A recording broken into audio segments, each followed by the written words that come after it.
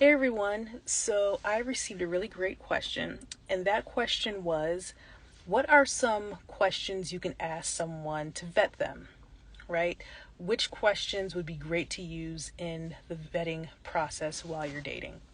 And so I really like this question because I really, truly, honestly believe that we need to kind of pivot and move away from the idea that vetting is just questions.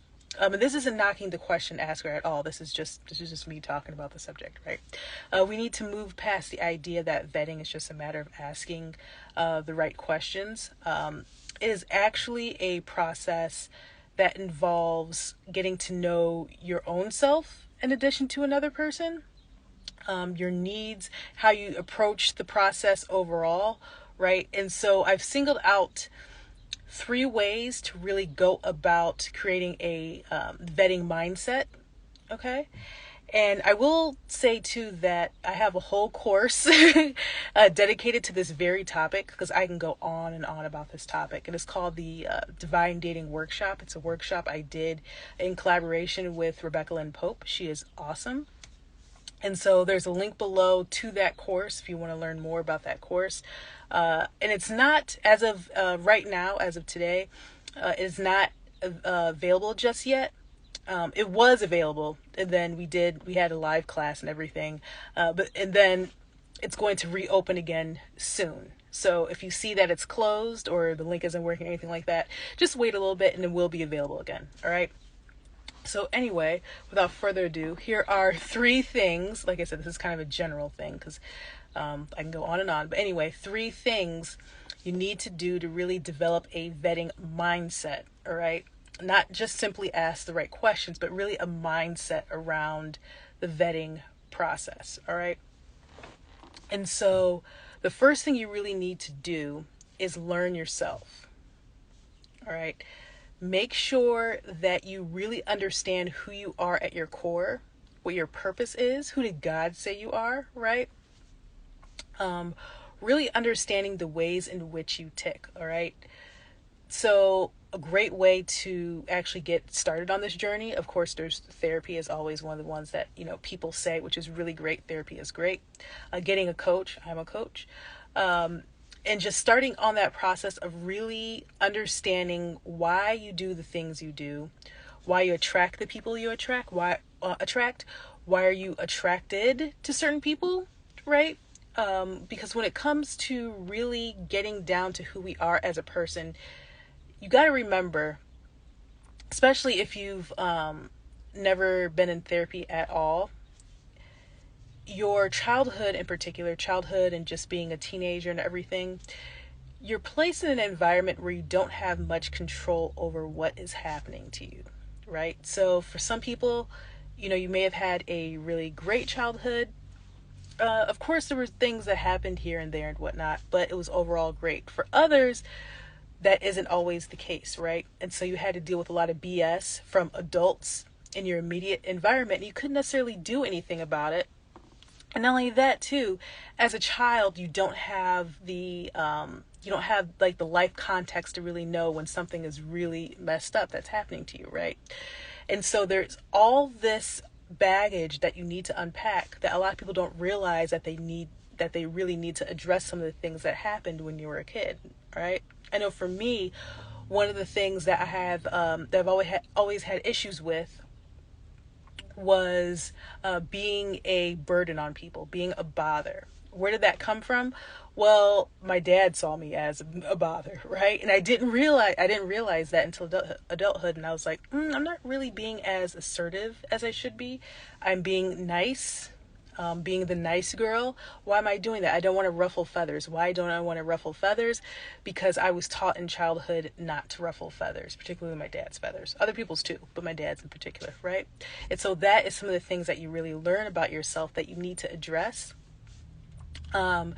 as you kind of learn to get this vetting mindset. Why is that? Because you really need to learn what your needs are. You need to learn what your vices are. You need to learn where you need to work on yourself, right? Because everybody got something going on. Don't sit up here and pretend like you're You're perfect. You ain't perfect. Everybody has a something, right? Even if it's not intentional. Because a lot of people say, well, I don't mean it. That's fine if you don't mean it, but it doesn't mean that you're not, like, being a menace to people, right?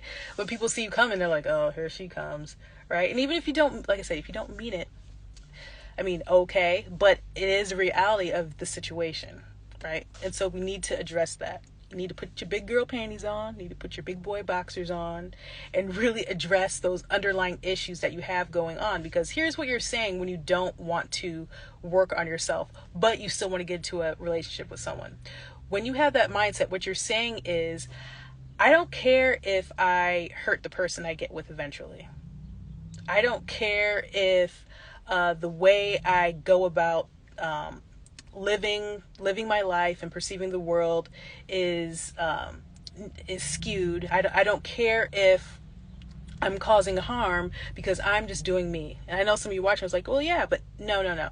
That's how you create issues down the line. All right. So you may not have anyone in your life right now if you're single watching this, but I do want to say that if you are searching for love, I'm talking to the people that are, seeking long-term, whatever, whether it's marriage or just partnership or anything like that. The majority of people aren't looking for shorter things. I know there's some people watching, and if that's you, hey, just go and be you. But I'm talking to the people that really do want a long-term commitment, right? What I don't want you to do is just not work on yourself. Think that's okay, and think that it's okay to dump all of these issues on a person that you could have began addressing, right? And that's not to say that you won't still have these issues when you get with someone, but what we're looking for is self-awareness, all right? Self-awareness is very important. The majority of people are not self-aware, right?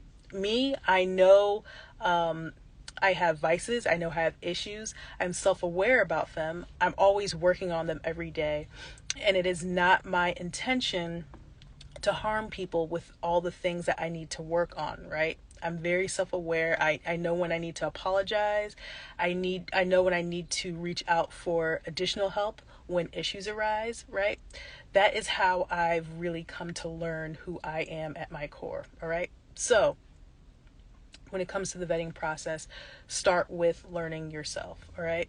And there's also different, I love like little tests and quizzes and things like that. A really great one that I've seen is kind of popular nowadays, but I knew about this years and years ago by, I believe, not Henry Cloud, Gary Chapman, which is the 5 love languages. And I know that especially online, everything, people are saying, oh, this is a love language, taking me on trips is a love language. And there's only 5 of them. But for a lot of what we call like love languages, for me, and also Rebecca, like I mentioned, we really love cooking for those we love.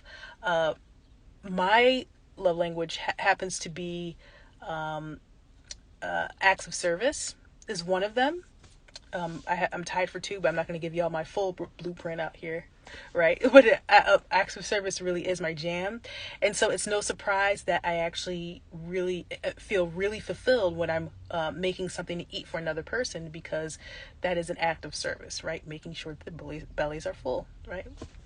All right. So the second part of, or the second thing that is really important when it comes to having a mindset of dating, rather than just simply, like I said, simply focusing on the questions. We're going to get to that in a minute, focusing on the questions. But the second thing is being intentional. All right. Now, this is a really big one. And not because people are out here just trying to get over on one another constantly. There are people who are doing that, absolutely trying to get over on one another. But what happens, especially when I said learning yourself and not really knowing who you are at your core, when we're not intentional, that is really screaming to the world, I don't know what I want. And that is a bad position to be in, because when we're not intentional, when we're not clear on what we want, then everything just kind of flocks to you, right? I know that for me, a lot of my biggest issues came when I wasn't being intentional, when I wasn't being upfront, when I wasn't being true to myself. And when you're not being true to yourself, what are you doing? You're lying. If it's not the truth, It's a lie. That's how it works, right? When I wasn't clear on what I wanted out of relationships, or just how I was going about dating, right? I would say things like, oh yeah, I'm okay with, just hanging out. No, like I don't, I'm okay with it. Knowing full well I wanted actual dates. I wasn't trying to be anyone's friend or anything. I wasn't interested in anything casual, but because I wasn't trying to ruffle feathers, where does that come from? When I talked about learning ourselves again, because I wasn't trying to ruffle feathers and everything, I wasn't being true to myself. I was acquiescing to what the other person wanted, right? And so when I wasn't being intentional and saying, okay, this is why I'm going about doing this. When I wasn't intentional, that is when everything, or a lot of things, I should say, went left. Not all the time, but a good chunk of the time, right? And so you want to say to yourself, okay, this is why I'm dating. All right. And like, again, I mentioned earlier, some people aren't dating for anything long-term or serious right now. That is totally fine. For those who are, make sure you say to yourself, okay, I am dating for this reason, and that is why I'm moving in this way, right? And when you tell yourself that this is why you're doing something for a specific reason, it helps you to really stay on task, right? Because you can get so derailed in the dating process. Don't let you think someone is cute, right? Like, myself included. Your brain just, if you're saying, oh yeah, I was supposed to be really getting to know this person, but goddamn, like, right? We have eyes, right? And so what happens is you start relaxing your standards and what you thought were your needs and everything, because this person looked a certain way.